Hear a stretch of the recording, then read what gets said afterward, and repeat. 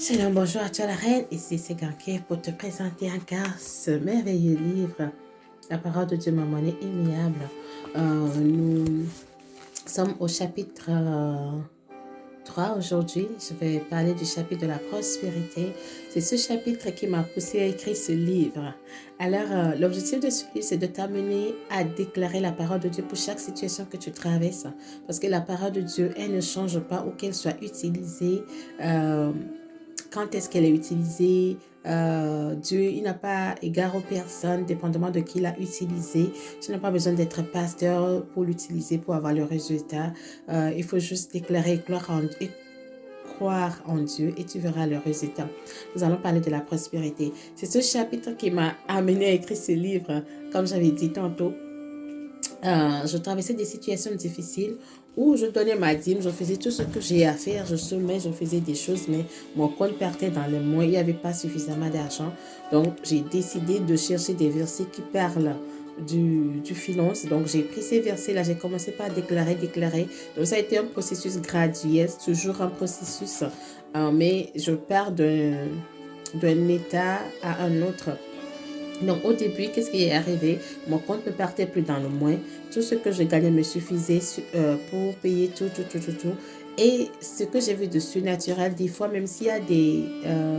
comment je vais dire? S'il y a des factures qui doivent passer, Dieu fait de sorte que les factures ne passent pas, même s'il n'y a pas l'argent sur ce compte. Ça, c'est surnaturel. Et après, même quand la facture passe, on ne me charge pas. Donc, c'est ce que Dieu a fait pour moi. C'est un témoignage que je donne. C'est la raison de ce livre aussi. Donc, après, quand j'ai fini, j'ai quitté le statut d'employé à employeur. Donc, Dieu m'a dit, mais écris un livre avec. En ce moment, je n'avais même pas encore je ne suis même pas encore devenue employeur. Mais quand j'ai vu ce que Dieu a fait, donc j'ai continué par déclarer. Donc à chaque fois quand quelque chose m'arrive, je vais chercher un verset pour déclarer par rapport à la chose quand je vais prier, pour que ma prière soit vraiment efficace. Donc après un jour, Dieu me dit, écrire un livre. Je me dis, mais bon, j'aime écrire des choses pour poster, mais écrire un livre, là, c'est quelque chose. Mais Dieu, il est tellement fidèle, il a fait. Donc on a le chapitre prospérité. Normalement, c'est ce chapitre qui devait être le premier chapitre du livre, mais comme j'aime Dieu, donc j'ai donné l'adoration d'abord, après j'ai parlé de l'amour de Dieu, maintenant je parle de la prospérité, parce que la prospérité, c'est aussi les choses spirituelles. Je peux prospérer en amour. La prospérité, c'est pas juste dans les choses physiques que je reçois, c'est pas juste dans l'argent, c'est pas juste dans les choses matérielles. Dieu nous a promis qu'il va nous bénir. Oui, les choses matérielles, on va en envoyer, il nous a promis. Mais il faut qu'on prospère en esprit d'abord, la patience, l'amour, le pardon.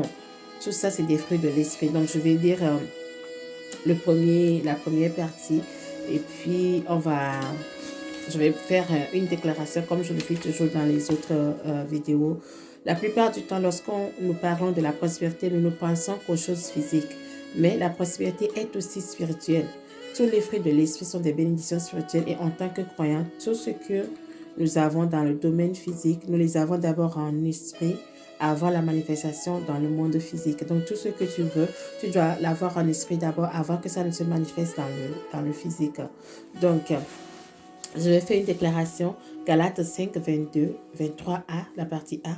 Mais le fruit de l'esprit est l'amour, la paix, la joie, la patience, la gentillesse, la bonté, la fidélité, la douceur et la maîtrise de soi.